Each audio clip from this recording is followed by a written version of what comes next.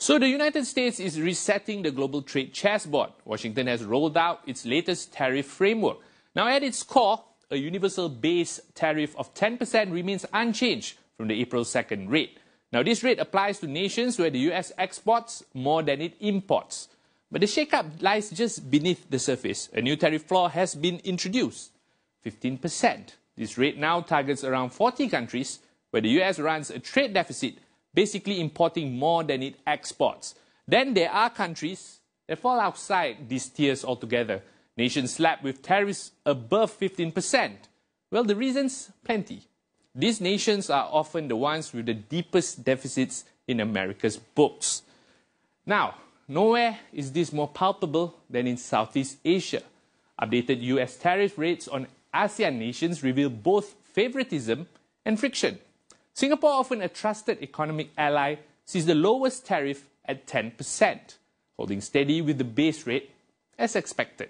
But further down the line, a block of ASEAN countries, including ours, Malaysia, Thailand, Indonesia, the Philippines, Cambodia and Vietnam, are now facing 19% tariffs. That's just above the newly introduced floor.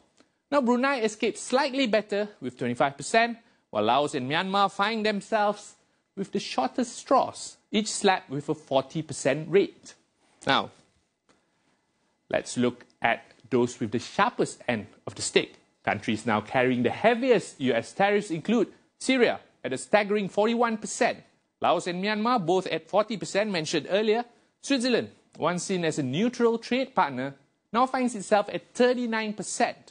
Iraq and Serbia round out the top tier with 35%. Now what's clear is this: America's tariff lever is not just economic, it's geopolitical. Now, and for many countries, navigating this new terrain means reassessing their trade strategy or literally paying the price. Now, in order to make sense of the newly imposed tariffs and what's to come, David Stepet, Country Director of Singapore for Dezen Shira and Associates, is now here with us. Now, David, Malaysia is hit with 19%.